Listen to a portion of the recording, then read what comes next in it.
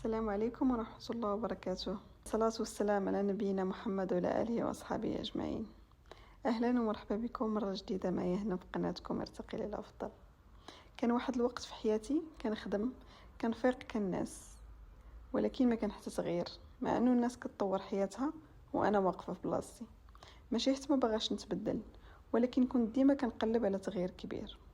وبزاف منكم في حالي كيشوفوا فيديوهات على تطوير الذات كيتحمسوا، ولكن دائما كيرجعوا الروتين القديم. الحقيقه هنا ان التغيير ما كيجيش بقرارات كبيره، كيجي من عادات صغيره كديرهم كل نهار. واليوم غنهضر لكم على 30 عاده ساهلين وقدروا يعملوا فرق كبير في حياتي. اول عاده، نفيق 30 دقيقه قبل الوقت اللي كنت كنفيق فيه. قبل كنت كنفيق في اخر لحظه، كنبقى كندير المهام والتجهيزات كلها في ضغط. ملي بديت هاد العاده وليت حاسه اني مسيطره ومتحكمه في نهاري. ثاني عاده، نقرا 10 صفحات في النهار. كنت ديما كنأجل ونقول ما عنديش الوقت باش نكمل اي كتاب. ملي بديت هاد العاده لقيت راسي ساليت كتاب في اقل من شهر. ثالث عاده، قاعده الخمسة دقائق. هاد القاعده عاونتني بزاف ملي كنكون ما عنديش الطاقه وغنأجل اي حاجه، كنقول لعقلي غنبدا غير 5 دقائق ونوقف، وما كنحس حتى كنكون ساليت المهمه، لانه الاقل ملي كيبدا كيبغي يكمل.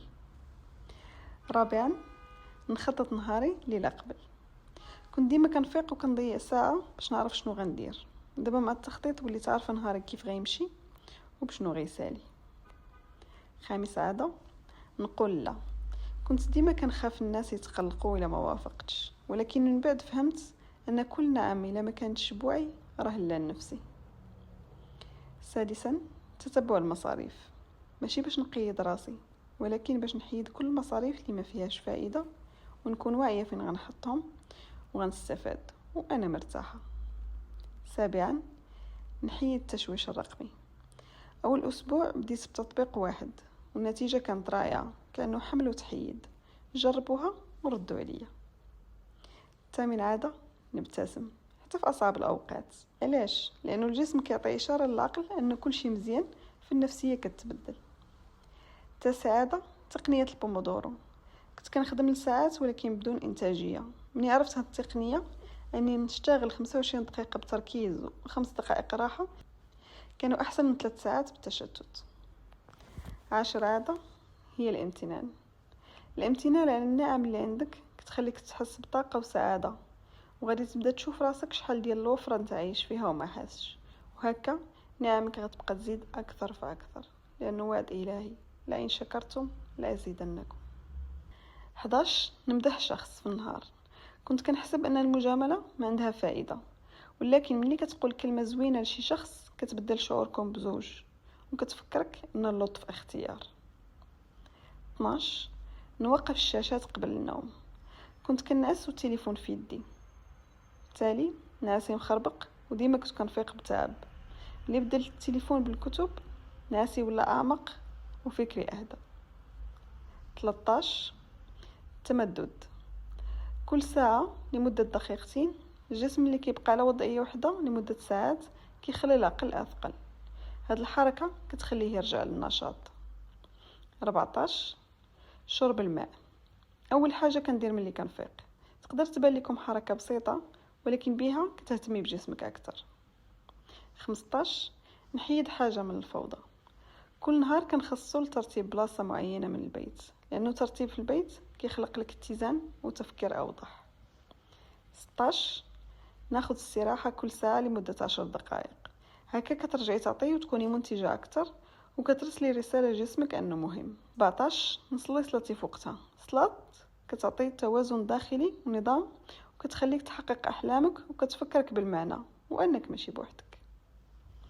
18، نراجع نجاح واحد قبل النوم وخا يكون صغير، هكا العقل كيتحفز أكثر ويبدأ يساعدك تنتقل للمرحلة اللي بعدها. 19، نكتب الهدف الكبير كل يوم، ماشي كضغط لنفسي ولكن كيخليني نتذكر علاش كنفيق وما نحبسش ملي نحس بالاحباط. 20، نقلل السكر، ماشي حرمان ولكن وعي واحترام لجسمي، لانه السكريات كتاثر على المزاج ولا الطاقه. 21، نخرج للطبيعه. هذا الاتصال هو استثمار في صحتنا النفسية والجسدية والعقلية، وكتعطيك طاقة أكبر للإنجاز والتحقيق. 22 نرتب سريري. هو أول إنجاز في النهار، هو بسيط ولكن كيعطيكم إحساس بالسيطرة وأنكم قادرين تنجزوا مهام أكبر. 23 نلغي متابعة مصدر سلبي. هذه الحركة كتخليك تقلل من التشتت وكتحسك بالراحة. 24 نهضر مع راسي في المراية. في الأول كانت شيء غريب، ولكن مع الممارسة ولات شفاء. 25 نحتفل بالتقدم. ما كنتسناش نوصل للنهاية باش نفرح، ولكن كنفرح في مسار تحقيقي للهدف، لأنه هذا هو المهم. 26 نقلل سماع الأخبار حماية لعقلي، ماشي تجاهل للواقع ولكن اختيار لسلامي النفسي. 27 ناكل خضر أكثر.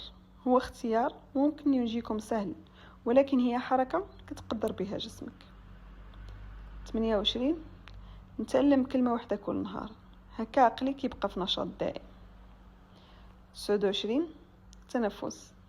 كل ما حسيت بضغط كنلجأ للتنفس بعمق، كيساعدني نقلل من التوتر وكيزيد طاقتي. 30 نركز على 3 الأهداف في اليوم، هكا نهارك ما كيضيعش في التشتت وكتحقق أكثر. هاد العادات ما بدلتنيش في نهار، ولكن بالاستمرارية والتراكم لقيت حياتي ولات أحسن وتحقيق أهدافي ولا أسرع. فانت أو انتي اليوم بداي بعادات بانوا لك سهلة، وبداي تضيفيها لحياتك شوية بشوية، ويوم بعد يوم غتحسي بالفرق. ولا استفدتي من هذا الفيديو اتمنى ما تبخليش عليا بدعمك واشتراكك، هكا نكملوا الرحلة مع بعض. وهذه كانت لحظة لك، ونتلاقاو في ارتقاء جديد للأفضل.